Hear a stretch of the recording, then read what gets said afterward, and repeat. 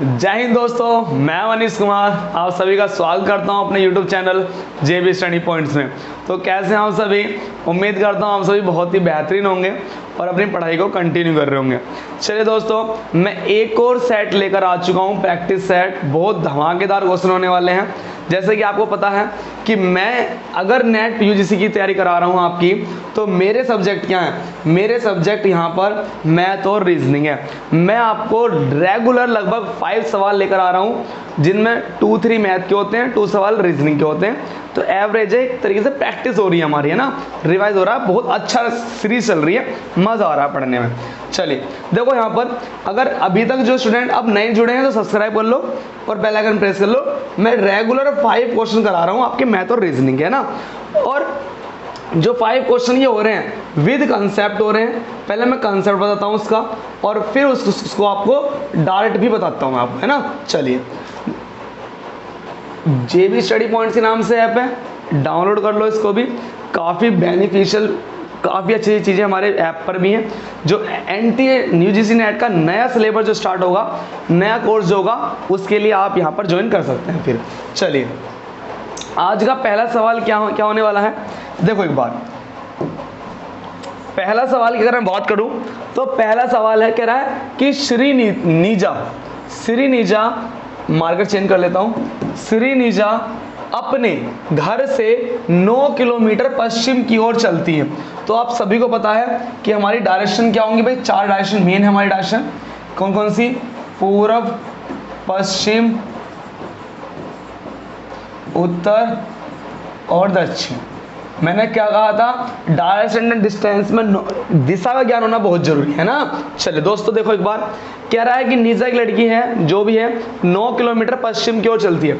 तो आपको हमेशा उसको स्टार्टिंग में यहाँ बिठा देना है। तो यहाँ से चलाओ आप। चलिए, निजा यहाँ थी, कहाँ थी निजा यहाँ पर है ना। चलिए, तो निजा यहाँ है, वो 9 किलोमीटर पश्चिम में चलती है। कितना किलोमीटर? 9 किलोमीटर कहाँ चलती है? पश्चिम में चलती है। कोई बात नहीं, चला दो, और नहीं चलेगी तो मुझसे बता देना। चलिए, फिर कह रहा है, फिर दक्षिण की ओर मुड़ी और 11 किलोमीटर वह चली। चलिए, अब दक्षिण का होगा, बोलो। पूर्व, पश्चिम, उत्तर, दक्षिण। दक्षिण और नीचे, तो वो 11 किलोमीटर चली नीचे की ओर। कितने किलोमीटर चली भाई? 11 किलोमीटर। चलिए, फिर देखो, फिर वह पूर्व की ओर 13 किलोमीटर चली। अब बोलो, पूर्व, पश्चिम, उत्तर, दक्षिण। तो पूर्व इस साइड हुआ ना। चलिए, तो पूर्व किधर गई भाई? यहाँ तक गई, तो कितना हो गया? 9 किलोमीटर। यहाँ से यहाँ तक गई तो कितना हो गया भाई? ये खुद ही दिमाग में आना चाहिए। 9 किलोमीटर तो यहाँ हो गया, लेकिन वो टोटल कितना चले गई भाई? 13 किलोमीटर चले गए, पूरा 13। तो 9 हो गया। अब 4 और चला दो। कितना चला दो भाई? 4 और चला दो। कितना चला दो? 4 किलोमीटर और चला दो, फिर वो टोटल कितना चल जाएगी? 13 किलोमीटर चल जाएगी, जो हिसाब से कहा। चलिए भाई, फिर बोलो आगे क्या हुआ? फिर ये हुआ कि अंत में, अब लास्ट कंडीशन, अंत में पश्चिम की ओर 4 किलोमीटर चली। तो बताओ, यहाँ पे है हो तो पूर्व, पश्चिम। पश्चिम की तरह का इधर, तो कितना चली? 4 किलोमीटर पूर्व में चली। और जब 4 किलोमीटर पूर्व में आएगी तो वापस आ रही है, 4 किलोमीटर, तो यहाँ पर आ गई वो। निजा अब कहाँ पर है? निजाब यहाँ पर है, निजाब यहाँ पर है। प्रारंभ में कहाँ थी? यहाँ पर। तो वो हमसे ये कहना चाह रहा है कि, क्या पूछ रहा है कि निजा अपनी प्रारंभिक स्थिति से कितनी दूर है। यह है इसकी प्रारंभिक स्थिति। प्रारंभिक स्थिति हो गई इसकी। तो अपनी प्रारंभिक स्थिति से वो अब कितनी दूर है? तो बताएंगे सर, यहाँ से अगर मैं बात करूँ तो ये अपनी प्रारंभिक स्थिति कितना भाई? 11। ये 11, तो ये भी कितना? 11। तो प्रारंभिक स्थिति से वो 11 किलोमीटर दूर है। क्या है मेरे भाई? वो 11 किलोमीटर, इस समय वो 11 किलोमीटर दूर है। तो ये डायरेक्शन डिस्टेंस के सवाल बहुत आसान हो जाते हैं जब हमें डायरेक्शन की नॉलेज होती है। बहुत आसान हो जाते हैं, नॉलेज होती है। चलिए, एक और क्वेश्चन की ओर बढ़ता हूँ। देखिए, इस क्वेश्चन में क्या काम से है कि जो पेन है, पेन की कोडिंग ये है आपकी। तो देखते हैं एक बार भाई। अब मैंने कहा था, जो कैपिटल लेटर होंगे उन ऊपर लिखना, जो डिकोड करके आया उसको नीचे लिखना। तो भैया पेन है, पेन की कोडिंग क्या है? पेन की कोडिंग है 17, 7 और 7। 3 भाग में ब्रेक कर लिया मैंने। फिर पूछ रहा है तो कैप की कोडिंग क्या होगी? तो कैप की कोडिंग के लिए क्या होगी, चलो देखते हैं एक बार। यहाँ देखते हैं क्या रिलेशन बना। रिलेशन देखो मेरे भाई, P आता है हमारा कौन से नंबर पर, 16 नंबर पर, E आता है 5 नंबर पर, N आता है 40 नंबर पर। तो कितने की वृद्धि हुई यहाँ पर, 1 की। 16 के बाद 17, 5 के बाद क्या आ गया यहाँ 7, तो प्लस 2 की वृद्धि हुई। 14 से क्या आ गया 17, 3 जोड़ दिया, तो क्या हो रहा, 3 की वृद्धि हो रही है। कैसे, पहले 1 की, फिर 2 की, फिर 3 की। बताओ C आता है 3 नंबर पे, 1 नंबर है, P आता है 16 नंबर पर। चलिए तो यहाँ होगी 1 की वृद्धि, मतलब 4 आएगा, 1 की वृद्धि होगी यहाँ 2 आएगा, 16 के बाद क्या आएगा 17 आएगा। तो हमारा आंसर आएगा 4217। 4217 इज माई राइट आंसर। 42, 16 में 3 जुड़ेंगे तो लगभग 19 आएगा हमारा। तो ये हमारा बेस्ट आंसर होगा 4219। 4219 इज माई राइट आंसर। और पहले वाले का आंसर क्या होगा, 11 किलोमीटर। पहले वाले का आंसर है हमारा 11 किलोमीटर। तो चलिए दोस्तों, 2 क्वेश्चन हो चुके हैं, देख लीजिए एक बार और इसे। तो जब भी क्वेश्चन आएंगे तो आप इनकी अल्फाबेट सीरीज लिख लो, इनकी प्लेस वैल्यू लिख लो, प्लेस वैल्यू से कंपेयर कर लो, चल जाएगा पता। बहुत सिंपल सीक्वेंस बनी हुई है। और देखो ऐसे ही आपके एग्जाम में पूछे गए क्वेश्चन। ये कुछ अच्छा क्वेश्चन है, देखिए एज रिलेटेड क्वेश्चन है, ये एज चैप्टर से है। तो मैं इसे आपको बहुत मेहनत करने वाला हूँ इस कंसेप्ट को बताने में। कुछ ब्रेक करके बोली गई है बात, कह रहा है जो ए है वो बी से 25 वर्ष छोटा है। जैसे मैं क्या लगूँ, एग्जाम्पल ले लो, अगर एक बात कर रहा है ए की, एक कर रहा है बी की, तो कह रहा है जो ए है ना वो बी से छोटा है। बी से क्या है, छोटा है। ये कितना छोटा है भैया, 25 साल, 25 वर्ष क्या ये छोटा है। तो सर कुछ एग्जाम्पल से बताओ। मैंने कहा एग्जाम्पल ले रहा, अगर मान लो इसकी एज है 50 वर्ष, तो ये क्या है 25 वर्ष क्या है ये कम, तो कितना हो जाएगा, ये 25 साल का होगा। मैं कह रहा हूँ अगर ये 65 वर्ष का है, अगर ये 75 वर्ष का है, तो मुझे बताओ भाई ये कितना होगा, 50 वर्ष का। कुछ ऐसा कहना चाह रहा है, इसका हम यूज कर लेंगे, हमारे ब्रेन में इमेज बन गई। कह रहा है 15 वर्ष बाद बी की आयु सी की आयु की 2 गुनी है। तो मेरे भाई अब जरा ध्यान देखना, ये हमारे लिए मेन बात है। ये तो आंसर बताएगा, लेकिन मेन हेडलाइनिंग क्या है, ये है 15 वर्ष बाद। 15 वर्ष बाद की बात कर रहा है पहले, कि बी की आयु सी की आयु की 2 गुनी है। कितनी है, 2 गुनी। ये लाइन बड़ी अच्छी है। फिर आगे देखो, कह रहा बी की वर्तमान आयु सी की आयु की 3 गुनी है। फिर कह रहा वर्तमान आयु की बात कर रहा है। चलिए कितनी कह रहा, 3 गुनी कह रहा है। तो ध्यान देखना मेरे भाई। अब देख, जब भी पेपर में ऐसे सवाल आएंगे तो आप क्या करना, सबसे पहले आप लिखना यहाँ पर प्रेजेंट। ठीक है भाई, प्रेजेंट मतलब वर्तमान लिखना। पहले आप क्या लिखना, वर्तमान लिखना। और वर्तमान से तुम इधर जाओगे तो कहाँ जाओगे, पूर्व। पूर्व मतलब पहले की बात होगी यहाँ पर, और सिंबल आएगा माइनस का। घटा देंगे कोई बात नहीं। मेरी उम्र 5 साल पहले क्या थी, मैं कहूँगा भाई आज मेरी उम्र 20 साल है, तो पहले कितनी होगी मेरी उम्र, 5 वर्ष पहले, तो घटाएगा ना 5 वर्ष, तो 15 होगी। घटा देंगे पहले। अगर आएगा बाद, क्योंकि बाद वर्ड यूज हुआ ना इसमें, ये रहा देखो बाद, तो मैं इसलिए बताना चाह रहा हूँ इसे। तो बाद के लिए करेंगे, बाद मतलब पश्चात बोल लेगा, या कह सकता है बाद। ठीक है, तो इस कंडीशन में हम जोड़ते हैं। इस कंडीशन में हम ये क्या करते हैं भाई, इस कंडीशन में हम चीज़ों को जोड़ते हैं। तो देखो किन की बात कर रहा है, बात कर रहा है तो ए की। शुरू में देखते हैं दोबारा से, 15 वर्ष बाद, तो क्या हो भाई 15 वर्ष बाद आ जाओ। तो ये रहा 15 वर्ष बाद, 15 वर्ष बाद। तो 15 वर्ष बाद क्या होने वाला है वो लिखूंगा मैं यहाँ पर।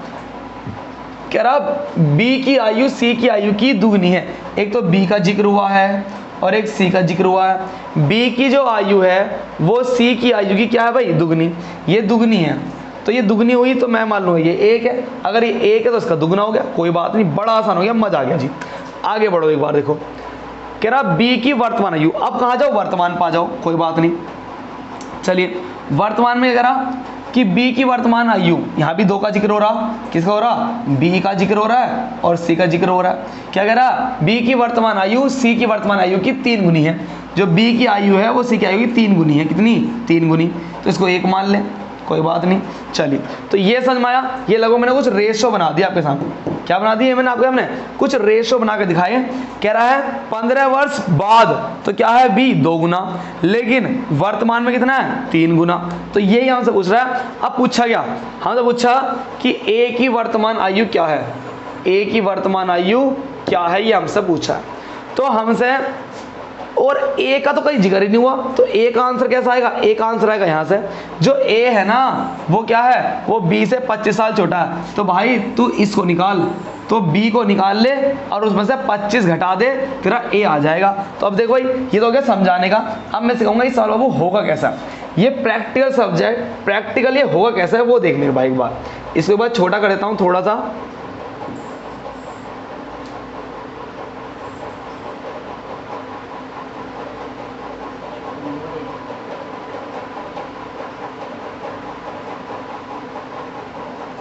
यही समझा दूंगा कि क्या दिखा जरूर। देखो, जब भी इस टाइप के सवाल आएंगे तो सबसे पहले देखना है आपको अंतर। आपको अंतर समान भी मिल सकता है और अंतर आपको अलग अलग भी मिल सकता है। जैसे बात करूं, इन दोनों में कितने का अंतर है, तो बताएंगे इन दोनों में अंतर है 2 का। इन दोनों में कितने का अंतर है, इन दोनों में यहाँ कितने का अंतर है, यहाँ इन दोनों का अंतर 1 का अंतर है। तो ये तो अलग अलग है मेरे भाई। जैसे मैं बताऊं कि मैं अंतर बराबर करूंगा ही क्यों, मैं अंतर बराबर इसलिए करूंगा, जैसे मेरी आज एज 20 साल है और मेरे सर की एज 25 साल है, तो ऐसा थोड़ी ना होगा कि 15 वर्ष बाद ये और ज़्यादा हो जाएंगे और मैं थोड़ा हो जाऊंगा। 15 वर्ष बाद भी हमारे में गैप 5 साल का ही रहेगा, क्योंकि मेरी 1 साल एज बढ़ेगी तो सर की भी 1 साल एज बढ़ जाएगी, तो हमारे में गैप इक्वल रहेगा। तो ये एक बहुत बारीक सा कंसेप्ट है, जो यदि हमारे दिमाग में है तो एज का हर क्वेश्चन आसान बन जाएगा। तो इसलिए मुझे ना हर हाल में इनका रेशो का अंतर क्या करना पड़ेगा, इक्वल करना पड़ेगा। और इक्वल करने में तो महारत हमें हासिल है। क्यों? मैंने रेशो में, परसेंटेज में बहुत सिखा रखा है। क्या करते हैं? Cross multiply. 1 की मल्टीप्लाई कर दो ऊपर और 2 की मल्टीप्लाई कर दो आप नीचे, लो हो गया। क्या? अगर आपको इक्वल करना है तो क्रॉस मल्टीप्लाई कर दो, नीचे वाले की ऊपर, ऊपर वाले की नीचे। तो बता दो मेरे भाई क्या आ गया? अरे मेरे भाई बता देना क्या हो गया। 1 तिया 3, 1 एकम 1, ठीक है, 2 एकम 2 और 2 दूनी 4। अब बता दे क्या इनमें अंतर सेम हो गया? बिल्कुल सही हो गया। अब देख, अंतर सेम होने वाला मेरे भाई, बता इन 2 में अंतर कितने का? 2 का। यहाँ अंतर कितने का? 2 का। तो अब अंतर क्या हो गया मेरे भाई? अंतर समान हो गया। बिल्कुल, अगर अंतर समान हो गया तो अब कुछ नहीं बचा, सवाल नहीं होने वाला है। कैसे होने वाला है देख मेरे भाई। अब देख जलवा, देख अब जलवा, देख कैसा होगा सवाल।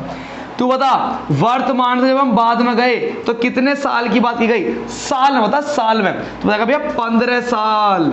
यहां से यहां जाओगे तो 15 साल, लेकिन यहां से यहां जाओगे तो 1 रेशो में। रेशो में कितने यूनिट? केवल 1। 3 से 4 केवल कितना गैप मेरे भाई? केवल 1 का गैप। कितना गैप? केवल 1 का गैप। देख ध्यान से ना भाई, अरे बिल्कुल ध्यान देख ले, हो गया सवाल। यहां से यहां जा रहा हूं तो भैया रेशो में है 1 यूनिट। कितना? 1 यूनिट। 1 से 2, 3 से 4 केवल 1 का यूनिट। लेकिन मेरे भाई साल में देखना, साल में कितने का? 15 साल का। तो 1 की वैल्यू बोल दे मेरे भाई कितना? 15 साल। 1 की वैल्यू कितनी है? 15 साल। 1 की वैल्यू 15 साल, तो 3 की वैल्यू कितनी होगी? अरे मेरे भाई देख, अब मुझे 1 की वैल्यू पता चल गई, मतलब इसकी वैल्यू क्या है? 15, तो इसकी वैल्यू क्या होगी? इसकी 3 गुना।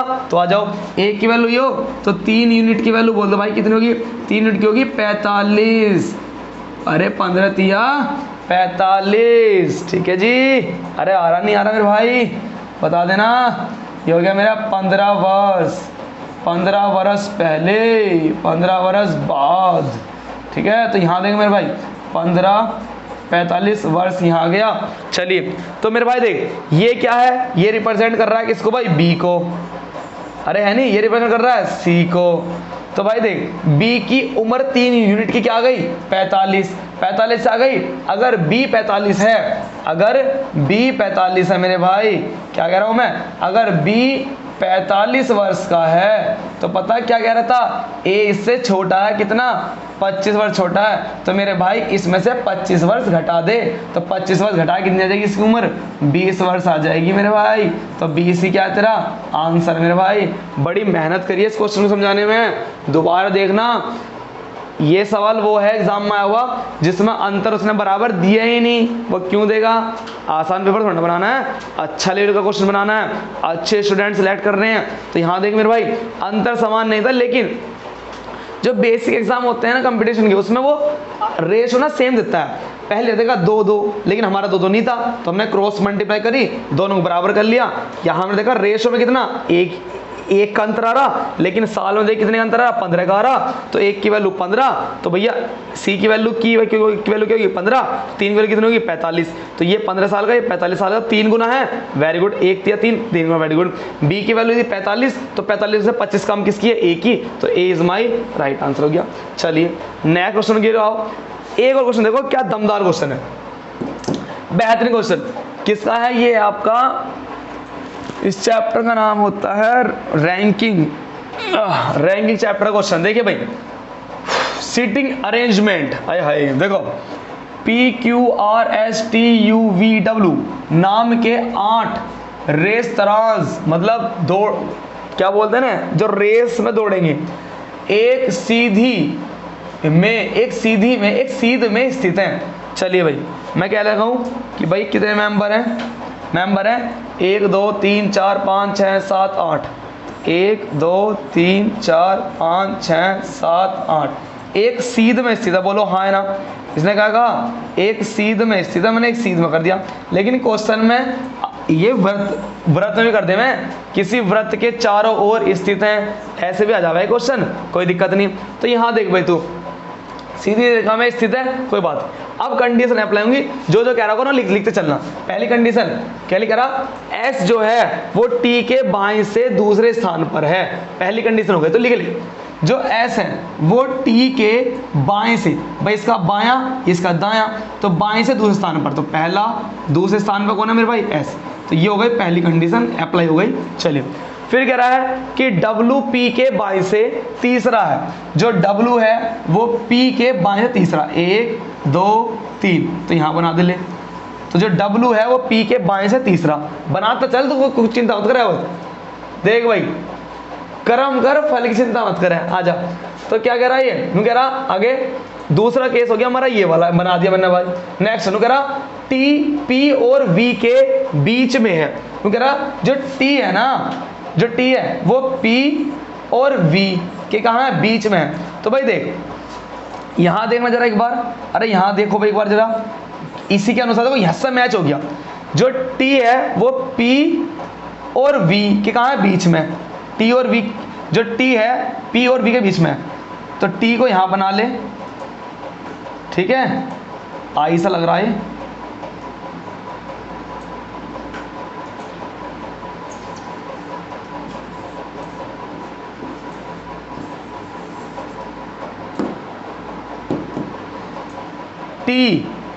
P और V के बीच में है, तो एक काम करेंगे हम बना लेते हैं, जो T है वो P और V के बीच में, ये भी लग सकता है, जो T है वो P और V के बीच में, इनमें से कोई सा भी लगा लेंगे, कोई दिक्कत नहीं है, सब लगाते चल रहे हैं। नेक्स्ट आओ, कह रहा है कि जो S है, S V के बाएं से तीसरा है, S V के बाएं से तीसरा। अरे V देख रहे हो आप, इसके अनुसार देखो, अगर मैं T को यहाँ रखता हूँ, T को मैंने यहाँ रखा, T जो है वो P और V के बीच में है, तो P यहाँ हो गया, T यहाँ हो गया। अगर मैं V को यहाँ बनाने लगूँ तो क्या आएगा, जो T है वो P और V के बीच में है, कोई बात नहीं, कोई बात नहीं, सही है भाई। अब देखो आगे मैंने किसको फॉलो किया, मैंने इसको फॉलो किया, इसके अनुसार बनाया मैंने। लू कह रहा जो S है वो V के बाएं से तीसरा है, जो S है वो V के बाएं से तीसरा है, V का बाएं तीसरा। तो भाई S हमारा ये रहा, T के बाएं से S, V के बाएं से, V का बायां क्या होगा भाई, v के बाएं से तीसरा तो बैठ नहीं रहा, क्योंकि t के एक दूसरे स्थान पर आ और t के एक दूसरे स्थान पर w आ गया, ये तो गलत हो गया। तो भैया ये नहीं आएगा मेरे भाई। तो एक काम कर, अब ये नहीं आएगा, ये कंडीशन हो गई तेरी फेल, ये तो हो गई तेरी फेल। तो इसको लेके चल, अब तू कैसे लेके चलेगा, t जो है t को बना यहाँ और v को बना ले मेरे भाई यहाँ। तो क्या बन गया, जो t है वो p और v के कहाँ है, बीच में।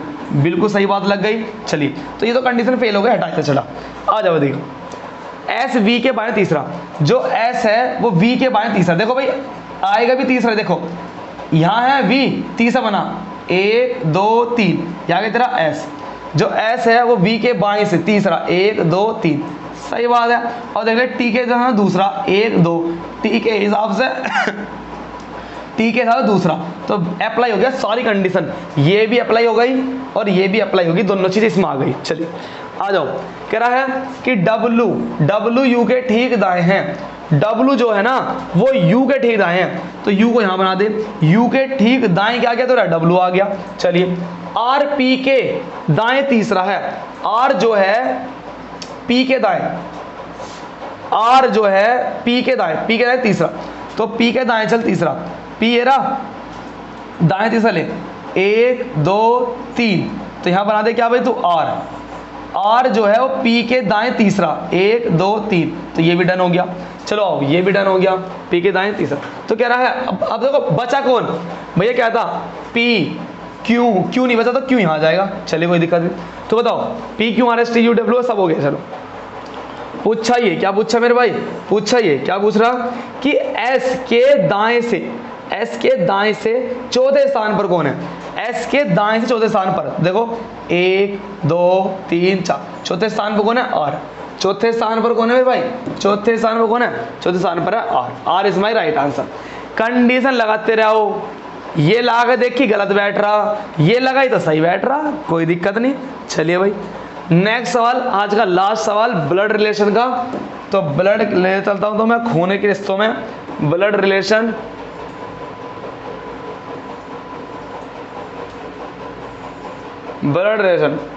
खून की नदियां बहा दो हैं।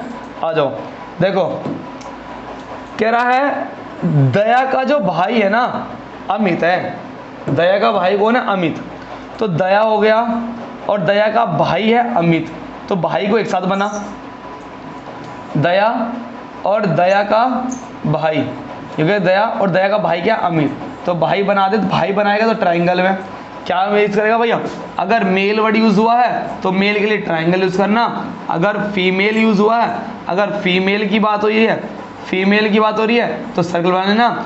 और भैया क्या लेके चलना, ट्री में चलना, जनरेशन लेके चलना, 1 2 3 पीढ़ी, फर्स्ट पीढ़ी, सेकंड पीढ़ी, थर्ड पीढ़ी, मैं, पापा और दादा, ठीक है, मैं, मम्मी, नानी, ये लेके चलना मेरे भाई। बड़ों से छोटे की ओर लेके चलना, ठीक है। जो एक ही जनरेशन के होंगे वो एक साथ, जो अलग अलग जनरेशन के होंगे ऊपर नीचे, और जनरेशन ऊपर नीचे, ऐसे लेके चलना मेरे भाई, ठीक है। चल देख भाई, दया जो है ना, दया का भाई ए है, तो जो भाई है इसलिए मैंने ट्रायंगल कर दिया, तो दोनों एक ही जनरेशन के हैं, तो एक साथ रख लिया मैंने, कोई बात नहीं। सीखो, कह रहा है दया चंद्रा का बेटा है, जो दया है ना ये चंद्रा का बेटा है। तो बेटा क्या है, बेटा तो छोटा, चंद्रा बड़ी उम्र में, तो जनरेशन का गैप, तो भैया चंद्रा यहाँ बना ले। तो चंद्रा का क्या है, ये दया चंद्रा का बेटा है, तो ये भी बेटा, तो ट्रायंगल बना ले, ये बेटा है। चलो भाई ठीक है, आ जाओ। मतलब ये फर्स्ट जनरेशन की बात कर रहा है, ये सेकंड, भैया चंद्रा का बेटा है तो बेटा उसमें तो गैप होगा ना। चलिए, कह रहा है विमल चंद्रा के पिताजी हैं। विमल जो हैं चंद्रा के पिताजी, चंद्रा के पिताजी और बड़ी जनरेशन में आएंगे, चंद्रा के पिताजी, विमल जो हैं वो चंद्रा के क्या है, पिताजी, तो पिताजी है तो ट्रायंगल बंद कर दे भाई, मेल होंगे। आ जाओ, कह रहा कि अमित का विमल से क्या संबंध है। अमित का विमल से, जहां से कह रहा हूं से तीर मार दे मेरे भाई, तीर मार दे। ये कौन है तो बताएगा भैया, ये कौन है, अमित कौन है, विमला, अमित, इनमें कॉन्सेप्ट पूछ रहा है। अमित का विमला संबंध बताओ कि अमित कौन है, किसका, विमल। देखो भाई, इसका बेटा या बेटी एक जनरेशन, फिर और जनरेशन, बताओ तो क्या होगा, ये इसका पुत्र हुआ, ठीक है मेरे भाई, पुत्र का भी पुत्र हुआ, तो किस जनरेशन में आएगा भाई, जब 2 जनरेशन होती है। दादाजी है मेरे भैया, नीचे जा रहे ऊपर क्यों आएंगे दादाजी, तो ठीक है। भाई होगा नहीं, क्योंकि जनरेशन में गैप आ गया।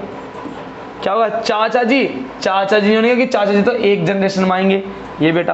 तो बेस्ट आंसर तो नहीं चुल्ले में हम पोता होगा, पुत्र, पोता, नाता, नाती, ये सब क्या आएंगे, तीसरी जनरेशन में आएंगे। तो इस तरीके से मैं क्या करता हूँ, ब्लड रिलेशन को इस टाइप से पहले मेल फीमेल चॉइस करता हूँ, फिर इस ट्री मेथड का यूज़ करता हूँ, तो क्वेश्चन आराम से हो जाते हैं। तो चलिए दोस्तों, मेरा तो बारी हो गई, मेरे तो खत्म। 5 क्वेश्चन आते हैं और आते ही अपने घर चले जाते हैं। तो अब लेंगे आपकी क्लास सर, तो मैं तो मिलूंगा आपसे नेक्स्ट क्लास में। तब तक के लिए बाय बाय, जय हिंद, जय भारत, वंदे मातरम, भारत माता की जय। चलिए भाई, प्रैक्टिस करते रहो, लगन रखो बढ़िया वाली, धमाकेदार, मजा आना चाहिए सेट में।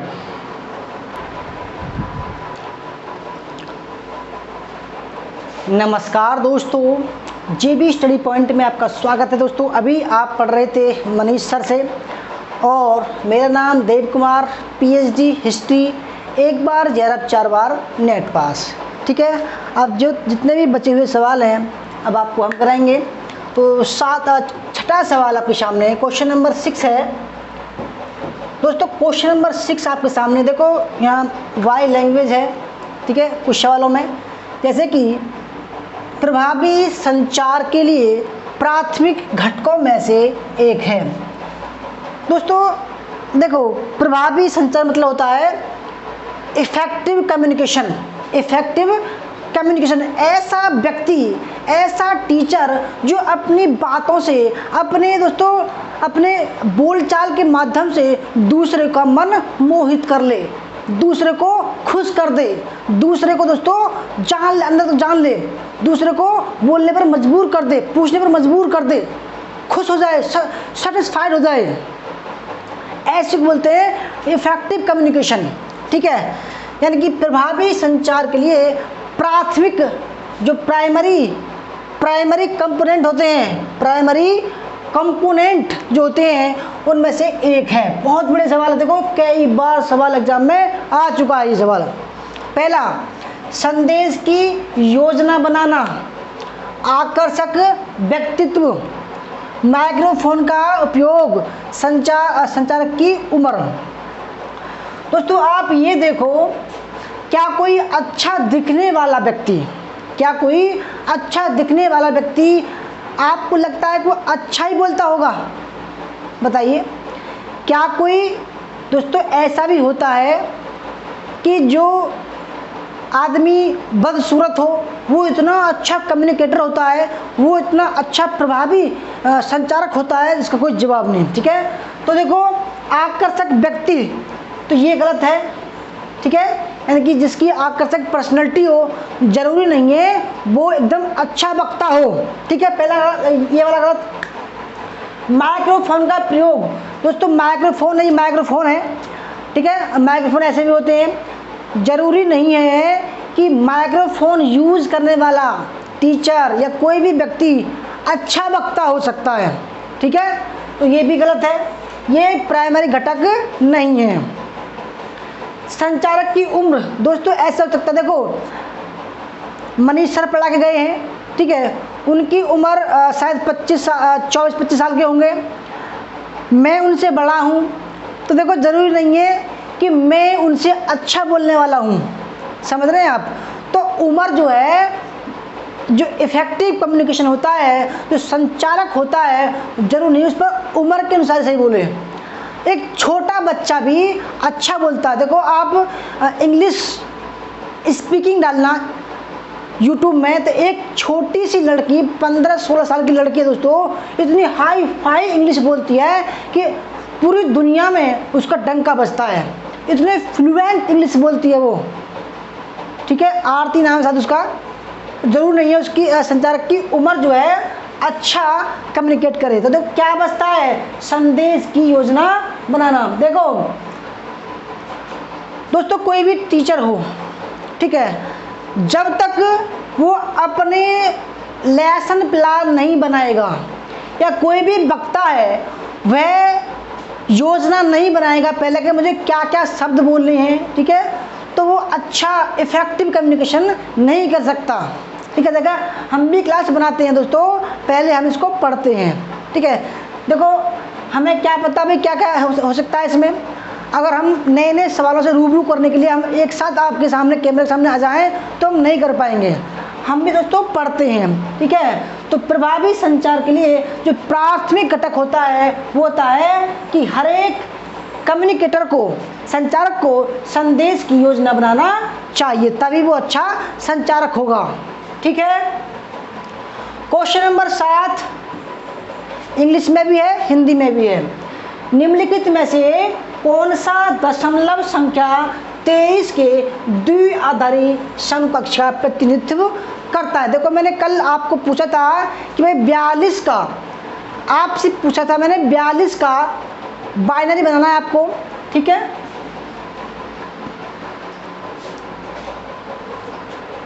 तो आपको इसमें मिल रहे हैं पूरे 40 सेकंड।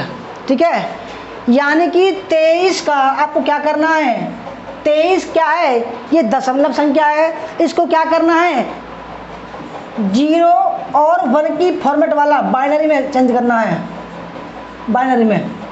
ठीक है, तो बाइनरी में आपको चेंज करना है, जिसको बोलते हैं द्विआधारी, यानी कि जिसके 2 आधार हो 0 और 1। देखो मैंने कल आपको बताया था कि भाई जब दशमलव संख्या से बाइनरी में चेंज करते हैं इसको बोलते हैं डेसिमल, डेसिमल टू बाइनरी। जब डेसिमल वाली संख्या को बाइनरी में चेंज करते हैं तो क्या करते हैं 2 से भाग करते हैं। अब 23 का 2 में भाग करो कितना होगा 11 दूनी 22, 11 दूनी 22। जो शेष बचा कहाँ लिखेंगे, उसके सामने लिखेंगे 1 बचा। ठीक है, अब 11 को भी 2 में भाग करो तो 5 दूनी 10, कितना शेष बचा 1 बचा, 1 लिख दे इसके सामने। ठीक है, अब 5 को 2 में डिवाइड करो तो 2 दूनी 4, क्या बचा 1 बचा। अब क्या करना है 2 को भी काटना है तो 1 दूनी 2, क्या बचा 0 बची। तो मैंने बताया आपको जब डेसिमल से बाइनरी में चेंज करते हैं और 2 से भाग करते हैं तो जो संख्या हमें आंसर आता है वो क्या करते हैं इधर से उठाकर इधर चलते हैं, यानी कि पहले 1 फिर 0 1 1 1 1 1 1। कितना आसान है, देखो कौन सा ठीक होगा, ऑप्शन नंबर बी ठीक होगा, ऑप्शन नंबर बी ठीक होगा। ठीक है दोस्तों, समझ में नहीं आ रहा हो तो बार बार पूछ सकते हो। देखो कल वाला जो 42 वाला था, कल मैंने पूछा आपसे कि 42 का आपको बताना है, तो 42 में क्या करना है, 42 में आपको क्या करना है दोस्तों 21 दूनी 42। ठीक है, 21 दूनी 42, 0 बचा। ठीक है, 10 दूनी 20, कितने शेष बचा 1 बचा। उसके बाद में क्या करना था आपको 5 दूनी 10, 0 बचा। फिर 2 दूनी 4, 1 बचा। फिर 1 दूनी 2, कैसा 0 बचा। तो 42 का जो उत्तर था वो था 1 0 1 0 1 0। ठीक है, 1 0 1 0 1 0। ठीक है, आइए क्वेश्चन नंबर 8। क्वेश्चन नंबर 8 ये बहुत ही शानदार सवाल है, बहुत ही बेस्ट लेवल का सवाल है, हर एक बार एग्जाम में ये आता है। ठीक है, और इसकी गणना प्रति वर्ष लगती है। देखो सवाल है वर्तमान में प्रति व्यक्ति ऊर्जा खपत किलोवाट घंटा प्रति वर्ष के संदर्भ में सही क्रम की पहचान कीजिए। At present in terms of per capita energy consumption kilowatt hours per year, identify the correct sequence। दोस्तों आपसे पूछ रहा है कि भाई किस देश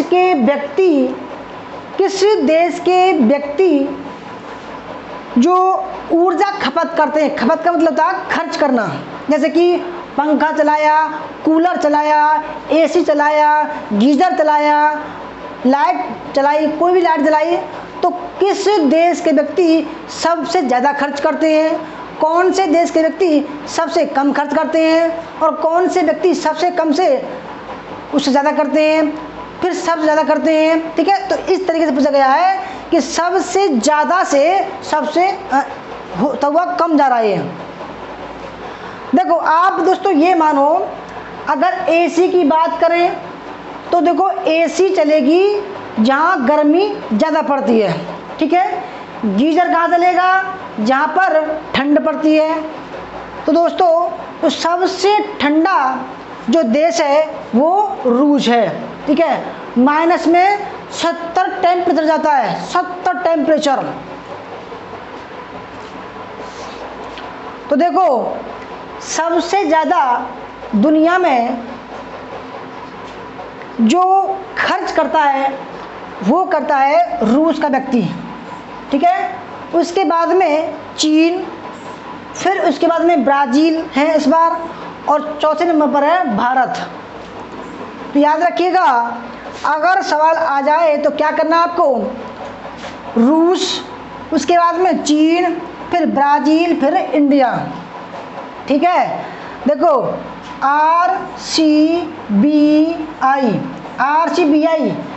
RCBI जो है दोस्तों, वो जो है क्रम है किसका, प्रति व्यक्ति एनर्जी खपत का। ऑप्शन नंबर इसका सी राइट आंसर हो जाएगा। क्वेश्चन नंबर 9, किस आयोग की सिफारिश पर भारत में MCQ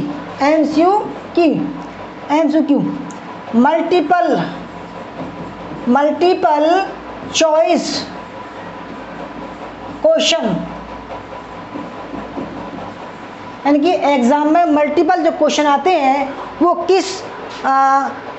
किस आयोग की सिफारिश पर अपनाया गया था। पहला है कोठारी आयोग, यह 1964।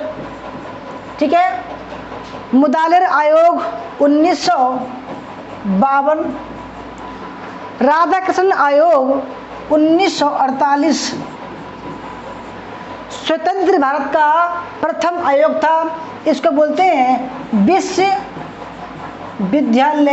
आयोग।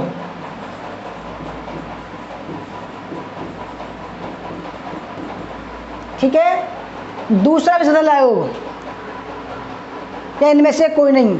तो किस आयोग की सिफारिश पर भारत में MCQ परीक्षा सिस्टम को अपनाया गया था। बहुत ही बढ़िया सवाल है। देखो तो आपके लिए मैं ऐसे सवाल लाता हूँ जो आपके एग्जाम में आने की संभावना ज़्यादा हो। ठीक है, देखो ऐसे नहीं कूड़ा कबाड़ा भर लाया हूँ।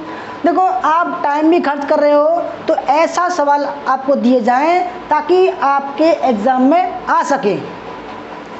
तो राइट आंसर है दोस्तों मुदालियर, ऑप्शन नंबर बी। ठीक है, इसमें क्या था, 10 +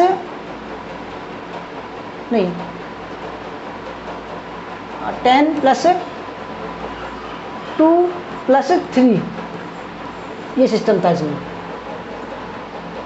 क्वेश्चन नंबर 10, केंद्रीय विश्वविद्यालय अधिनियम 2009 के अनुसार विश्वविद्यालय का विजिटर कौन होगा। देखो कई बार एग्जाम में आ चुका दोस्तों, मैं क्या बताऊं, बहुत ही बढ़िया सवाल है। और कौन सी उसका, ये हायर एजुकेशन का है, हायर एजुकेशन यूनिट का ये। ठीक है, हायर एजुकेशन का। Chief justice of India, prime minister of India, president of India या वाइस प्रेसिडेंट ऑफ इंडिया। तो केंद्रीय विश्वविद्यालय अधिनियम 2009 के अनुसार विश्वविद्यालय का विजिटर कौन होता है। ठीक है, देखो विजिटर अलग होता है और कुलपति अलग होता है।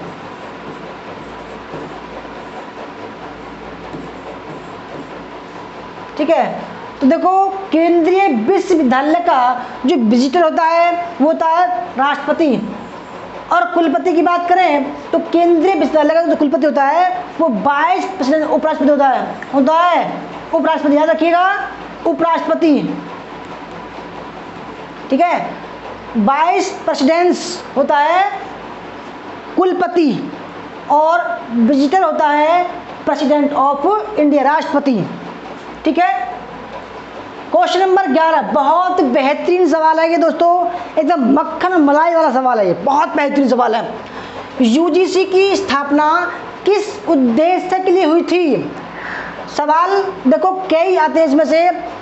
यूजीसी की फुल फॉर्म पूछेगा, किस आयोग की संतुष्टि के आधार पर, सुझाव के आयोग पर इसका गठन किया गया था, ठीक है, और संवैधानिक दायरे के अंदर कब इसकी स्थापना की गई।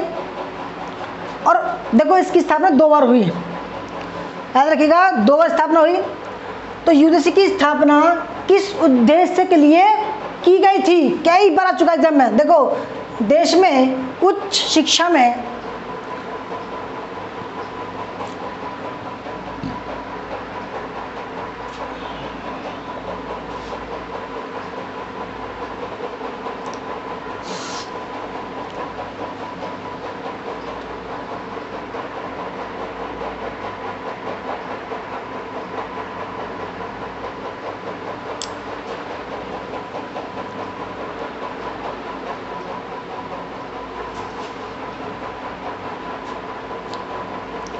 तो यूजीसी की जो स्थापना की गई थी दोस्तों, उसमें विश्वविद्यालय शिक्षा के मानकों का समन्वय, निर्धारण और देखभाल करना, ठीक है। उसके बाद में ऑप्शन नंबर डी, विश्वविद्यालय और कॉलेजों को अनुदान का वितरण करना, सब्सिडी देना, ठीक है, याद रखिएगा। और ऑप्शन नंबर ई, संघ एवं राज्य सरकारों और उच्च शिक्षा अधिगम संस्थाओं के बीच महत्वपूर्ण कड़ी के रूप में सेवा प्रदान करना, ठीक है। तो ऑप्शन नंबर इसका सी राइट आंसर हो जाएगा। देखो अगर बात करें यूजीसी की फुल फॉर्म की तो यूनिवर्सिटी ग्रांट कमीशन, ठीक है। पहली बार इसकी स्थापना हुई थी 1953 में और दूसरी बार स्थापना इसकी 1956 में हुई थी। ये दोनों तारीख जो है वो एक साथ नहीं आ सकती कभी भी। क्वेश्चन नंबर 12, निम्नलिखित में से किस प्रकार के प्राकृतिक खतरों में मनुष्य को नुकसान पहुंचाने की सबसे अधिक संभावना है? देखो ये सवाल है जन एवं एनवायरनमेंट का, पर्यावरण का, एनवायरनमेंट का, ठीक है, जन एवं पर्यावरण का यूनिट सवाल है ये। किस प्रकार के प्राकृतिक खतरों में मनुष्य को नुकसान पहुंचाने की सबसे अधिक संभावना है? क्या भूकंप से, क्या जंगल की आग से, क्या जलवायु विस्फोट से, ज्वालामुखी या सूखा और बाढ़ से? देखो राइट आंसर है ड्राउट एंड फ्लड्स। सूखा और बाढ़ से मनुष्य को सबसे ज्यादा जो है नुकसान होता है। क्वेश्चन नंबर 13, मानव संसाधन विकास मंत्रालय, ठीक है, यानी कि HRD, ह्यूमन रिसोर्स डेवलपमेंट, और इसका नाम रख दिया है ministry of human resource development, MHRD। Shri Ram Nath Kovind ji जो राष्ट्रपति थे उन्होंने HRD का नाम बदलकर MHRD कर दिया गया है, ठीक है। तो मानव संसाधन विकास मंत्रालय में कौन कौन शामिल है? पहला है प्रारंभिक शिक्षा और साक्षरता विभाग, दूसरा माध्यमिक शिक्षा और उच्च शिक्षा विभाग, तीसरा महिला एवं बाल विकास विभाग, या उपरोक्त सभी। देखो दोस्तों अगर बात करें भाई इसके प्रथम अध्यक्ष कौन थे तो मौलाना अबुल कलाम थे, मौलाना अबुल कलाम। मौलाना आज़ाद, सॉरी मौलाना आज़ाद, मौलाना अबुल मौलाना आज़ाद, कलाम आज़ाद। और देखो अगर वर्तमान की बात करें तो श्री धर्मेंद्र प्रधान जी हैं, धर्मेंद्र प्रधान, ठीक है, याद रखिएगा। देखो MHRD के अंतर्गत पहला भी ठीक आता है, दूसरा भी आता है, तीसरा भी आता है, तो राइट आंसर हो जाएगा ऑप्शन नंबर डी। याद रखिएगा ये सवाल कई बार आ चुका है, बहुत महत्वपूर्ण है। क्वेश्चन नंबर 14, संप्रेषण आमतौर से किसके साथ प्रारंभ होता है? संप्रेषण, देखो संप्रेषण होता क्या है? संप्रेषण मतलब होता है कम्युनिकेशन, यानी कि संचार। तो पहला है भ्रामक विचारों से, अर्थ विषयक ध्वनि से, तीसरा आशंका से, या मन मस्तिष्क में चित्र से। संप्रेषण आमतौर से किसके साथ प्रारंभ होता है? दोस्तों देखो इसका एक स्टेप होता है, यानी कि एक तो था सेंडर यानी कि भेजने वाला, फिर वो अपने विचारों को क्या करता है? एनकोड करता है, एनकोड।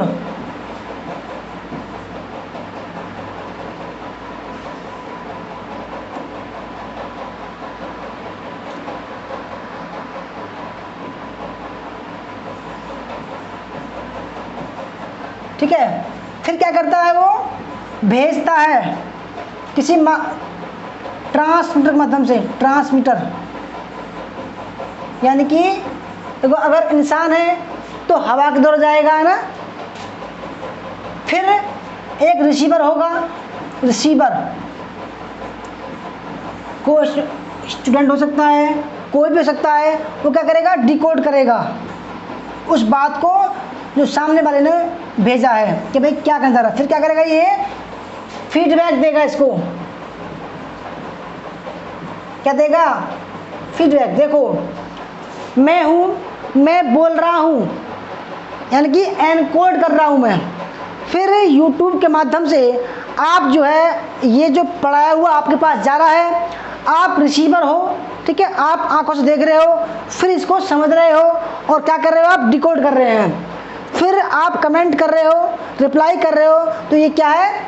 फीडबैक है। तो फ्रेंड्स क्या होगा? मन में, मस्तिष्क में चित्र क्या होगा दोस्तों? ये होगा, इसके साथ में प्रारंभ होता है। ठीक है, देखो ये कम्युनिकेशन प्रोसेस है। जैसे कि स्टेप 1 क्या होता है? सेंडर, सेंडर के दिमाग में एक आइडिया आता है, वह आइडिया को सेंड करता है, एनकोड करता है कि मुझे किस तरीके से इसको बोलना है। देखो मैं अगर नहीं बोलूं, मैं चुप हो गया, मैं अगर चुप हो गया तो आपके पास में कुछ नहीं पहुंचेगा। मैं बोल रहा हूं, ठीक है, मेरा दिमाग एनकोड कर रहा है, ट्रांसलेट कर रहा है दोस्तों, ठीक है, यानी कि जो मैं बोल रहा हूं वो आवाज़ के माध्यम से आप तक पहुंच रहा है। ठीक है, आवाज़ के माध्यम से निकल रहा है, मेरे जो द्वारा जो बोलने वाले शब्द हैं। अब क्या हो रहा है कि ट्रांसमिट, यानी कि किसी चैनल के माध्यम से आप तक ये आवाज़ जा रही है मेरी, और चित्र भी जा रहा है। फिर आप क्या हुए?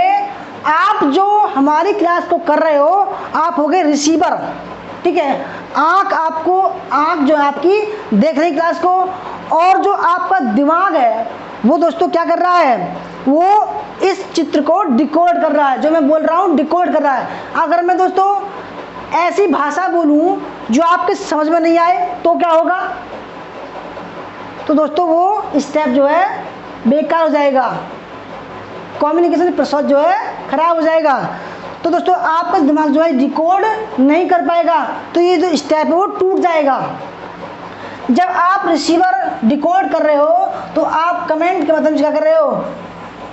फीडबैक दे रहे हो। ठीक है, फीडबैक दे रहे हो, जो किसको पता चल रही है दोस्तों? वो मुझे पता लग रही है। ठीक है, मुझे। अगला सवाल, CPS निम्नलिखित में से किसका संक्षिप्त रूप है? CPS। पहला है कंप्यूटर प्रोग्राम सॉफ्टवेयर, दूसरा कंट्रोल प्रोसेस सॉफ्टवेयर, तीसरा साइबर फिजिकल सॉफ्टवेयर, और चौथा है साइबर फिजिकल सिस्टम। देखो ये नया सवाल है, एकदम लेटेस्ट सवाल है, इसलिए लेकर आया हूँ मैं। CPS ये सवाल आ सकता है। देखो नॉर्मल चीज़ें फुल फॉर्म आती रहती हैं, परंतु जो नया होता है, कुछ लेटेस्ट होता है, वो ज़रूर आपके एग्जाम में आता है। तो CPS का जो फुल फॉर्म है वो साइबर, ठीक है, फिजिकल सिस्टम होता है। ठीक है, option number D. Question number 16, निम्नलिखित में से किस विश्वविद्यालय में वर्ष 1962 में पत्राचार पाठ्यक्रम की शुरुआत की गई थी? यह सवाल 25 दिसंबर 2020 की पहली शिफ्ट में आया है। ठीक है, और देखो जब सवाल कंप्यूटर पर होते हैं तो वही सवाल घूम फिरा कर आते हैं। तो पहला है मद्रास विश्वविद्यालय, दिल्ली विश्वविद्यालय, कोलकाता विश्वविद्यालय या मुंबई विश्वविद्यालय। पत्राचार जर्नलिज्म का जो कोर्स है वो शुरू किया गया था किस विश्वविद्यालय के द्वारा? तो फ्रेंड्स जो 16वां सवाल है उसका राइट आंसर है 1962 में दिल्ली विश्वविद्यालय द्वारा पत्राचार पाठ्यक्रम की शुरुआत की गई थी। क्वेश्चन नंबर 17, जब कक्षा में संप्रेषण में चक्रियता होती है तो शिक्षक संकेतक क्या होगा? दोस्तों देखो, अगर आपको क्लास अच्छी लग रही हो तो लाइक कीजिएगा, शेयर कीजिएगा। सवाल को समझो, जब कक्षा में यानी कि क्लासरूम कम्युनिकेशन हो रहा है, सामने जैसे बच्चे बैठे हैं, सामने बच्चे बैठे हैं, ठीक है, देखो यहाँ टीचर है, टीचर, यहाँ बच्चे बैठे हैं,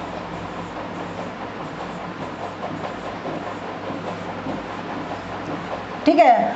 अब क्या हो रहा है, ये जो टीचर है पढ़ के आया है भाई, लेसन प्लान बना के आया है।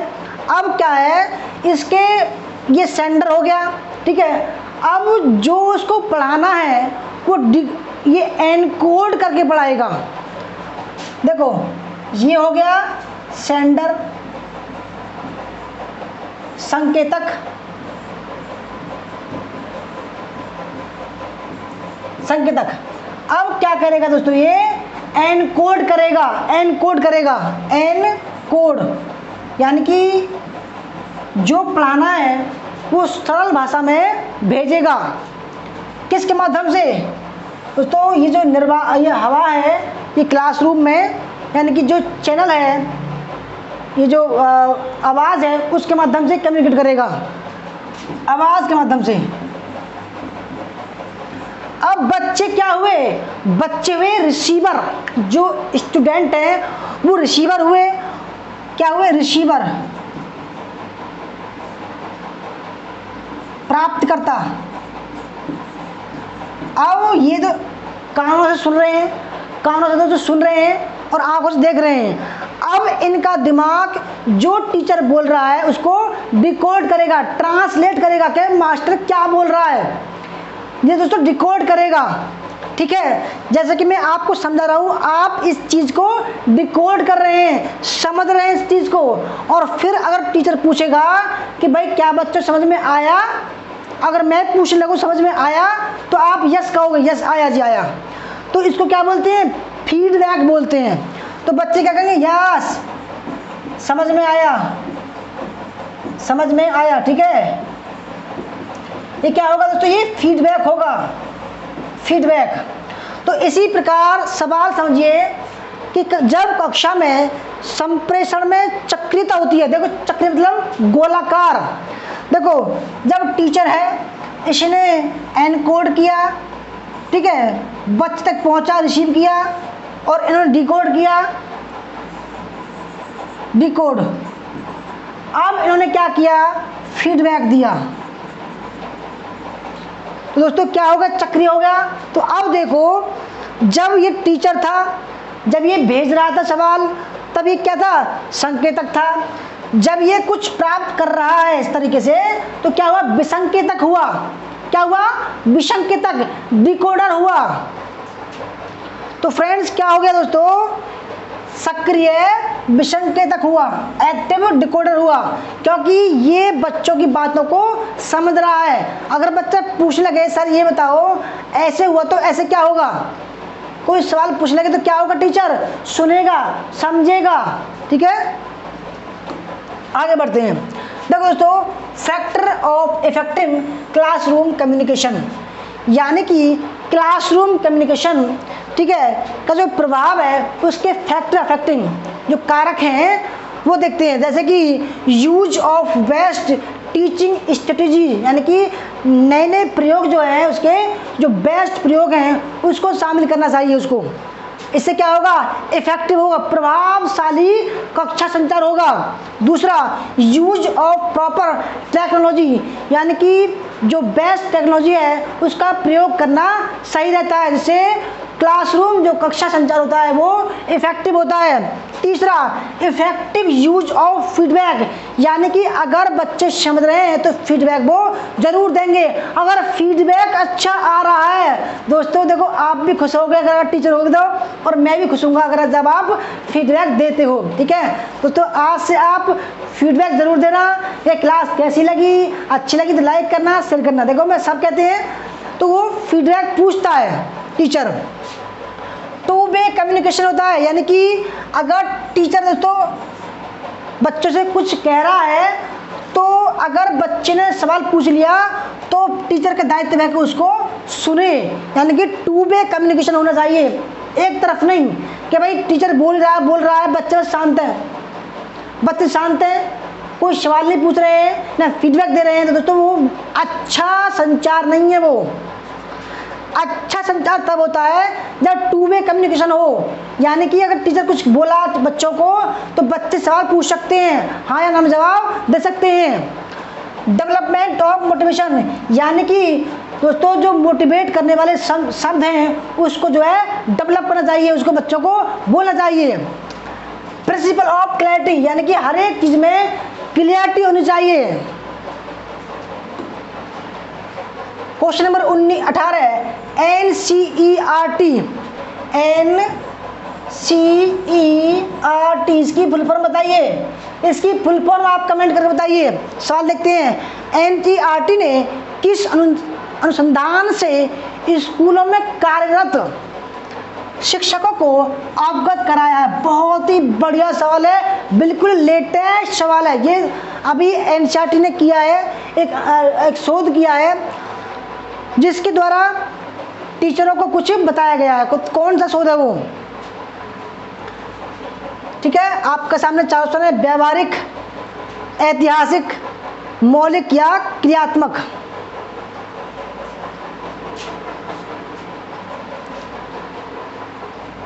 एप्लाइड, ठीक है, हिस्टोरिकल रिसर्च, और मौलिक, फंडामेंटल, और क्रियात्मक, एक्शन रिसर्च, एक्शन रिसर्च। तो कौन सा ठीक है दोस्तों, फुल फॉर्म आपने कमेंट किया है, अच्छी बात है। नेशनल काउंसिल एजुकेशन रिसर्च लिख लीजिएगा एंड ट्रेनिंग, ठीक है। तो NCERT ने क्रियात्मक अनुसंधान से स्कूलों में कार्यरत शिक्षकों को अवगत कराया। ऑप्शन नंबर डी, बिल्कुल लेटेस्ट सवाल है। ऐसे सवाल दोस्तों मैं ला रहा हूँ डेली जो आप एग्जाम में आ सके, जिसकी संभावना ज़्यादा है। क्वेश्चन नंबर 19 ई पाठशाला, सबसे फेमस है ये, किसकी पहल है? ई पाठशाला UGC की, CBSE की, NCERT की या NCET की? इन चारों की फुल फॉर्म बताइए आप, मैं मुझे देखूं भाई आपकी तैयारी कितनी चल रही है। इन चारों की फुल फॉर्म बताइए, जल्दी जल्दी कमेंट कीजिए दोस्तों, इन चारों की फुल फॉर्म बताइए। और सवाल है ई पाठशाला किसकी पहले यानी किस संस्था ने इसको जो है लागू किया है, लॉन्च किया है। अगर यूजीसी की बात करें, यूनिवर्सिटी ग्रांट कमीशन, ठीक है, सीबीएसई, सेकेंडरी बोर्ड ऑफ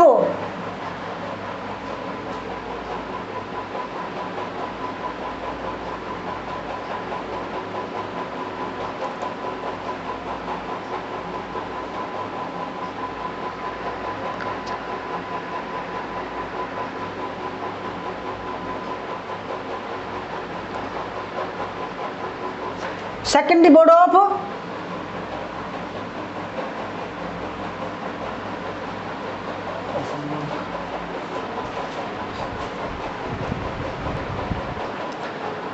तो फ्रेंड देखो ये थोड़ा सा मैं भूल गया, सेंट्रल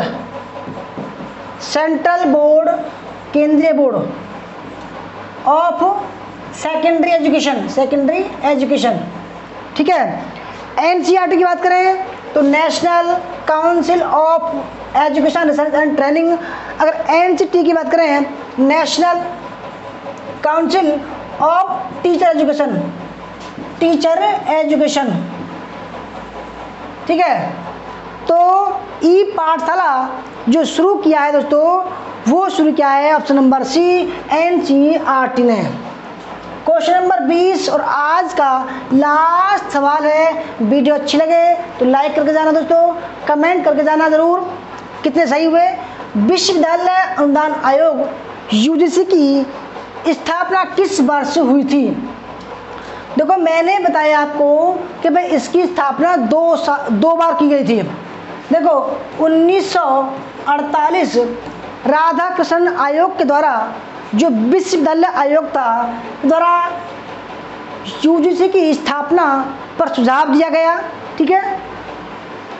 और 1952 मुदालियर कमेटी के आधार पर उसकी संतुष्टि पर इसको स्थापित किया गया 1953 में। और उस समय मौलाना आज़ाद जो शिक्षा मंत्री थे, उन्होंने इसका विधिवत उद्घाटन किया, ठीक है। परंतु दोस्तों उस समय वो संवैधानिक दायरे में नहीं था, असंवैधानिक था, ठीक है। तो फिर 1956 में संसद के द्वारा उस पर विधेयक लाया गया और फिर उसको संवैधानिक दायरे के अंदर स्थापित किया गया। देखो मैंने बताया कि एक तो 1953 भी ठीक है और 1956 भी ठीक है। सवाल देखो, विश्वविद्यालय अनुदान आयोग की स्थापना कब की गई? तो 1953 में की गई। अगर सवाल आए विश्वविद्यालय अनुदान आयोग को संवैधानिक दायरे के द्वारा कब स्थापित किया गया? तो 1956 में स्थापित किया गया।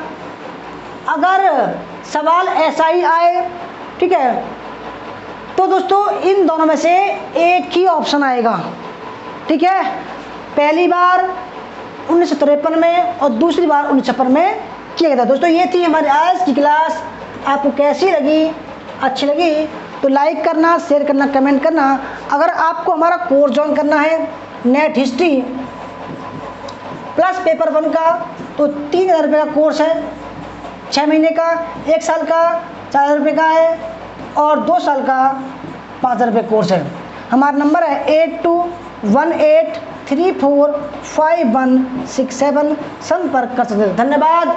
जय हिंद, जय भारत, वंदे मातरम।